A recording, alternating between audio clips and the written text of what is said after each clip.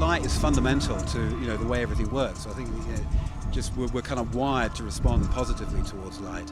The beautiful thing about laser is that it's a very pure form of light. We don't normally experience light in single frequency form. So the work is really trying to draw people collectively into a meditative state, and in that state, recognizing that we're a part of nature, not apart from it.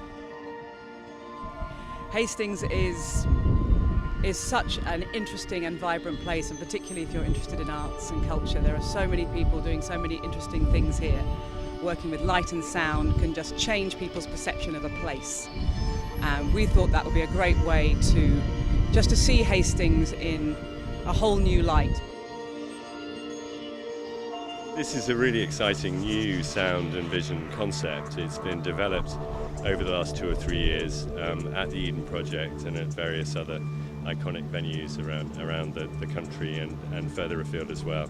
It's a really powerful multi-sensory experience. The idea is that Chris is projecting single frequency light, laser light, through very cleverly designed optics, very high-powered lasers onto natural phenomena, rain, mist, trees, the sea, plants, people.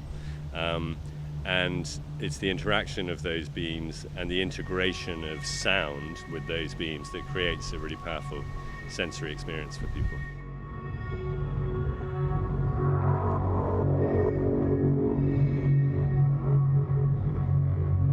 Wind is more of it should be alright for the actual units, but it's just for the smoke, because we need a lot of haze to see the lasers. So the wind really kind of can help you or it can hinder you. We've got these line arrays, which is 10 single diodes of one color, and then a beam burst, which is a single beam or a diffracted beam burst kind of thing. So these are just different. They're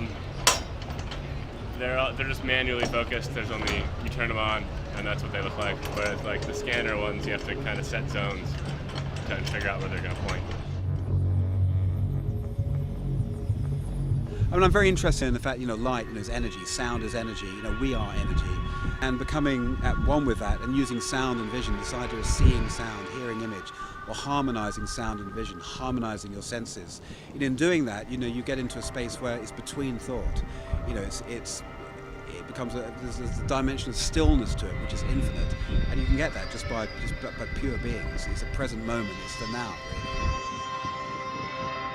really. What you're looking for is to maximize the experience clearly for the audience, and that means bringing the lasers as close as possible to the audience. And we use misters as well to complement the natural atmospheric conditions. And at the end of a pier, a few hundred yards out into the sea here, wind is our biggest issue really in terms of keeping the lasers stationary, but also dealing with the hazes. Yeah. It's a really fantastic opportunity for us because we've done lots of work at the Eden Project. As I say, we're starting to develop the work internationally, and we've got a program in development. But it's wonderful to do work in Hastings. Beaming is a national internet service provider. We're based locally, we're proud of our local roots, and we're proud to support events that put Hastings on the map. That we had the most ideal opportunity to sponsor an artist who uses lasers and lights to produce art. Optical lasers and light are a fundamental part of how the internet works, and Chris Levine's use of lasers and lights to create art is a perfect match for us. I just think it's going to be so much fun. Hastings itself has got a wonderful cultural sense of self, and bringing in an international artist like this allows the world to actually see what is going on in Hastings. Well, it is very much an installation, and it's very site-specific. Comparing it to Glastonbury, which had its own kind of considerations and topography and audience sight lines. Every installation, every eye project, we're trying to take it out into nature. So here it's beautiful to do it with the wind and the sea. It's to trying to create installations that really connect you with your surroundings. Well, I like a challenge. We've got the elements here. The sort of distances we're working with are, from an observational point of view, are fascinating. We've got some very high-powered lasers, using them in configuration, right across the promenade from the castle over to the pier. So the kind of dynamics involved, you don't normally see light structured that way in that kind of scale.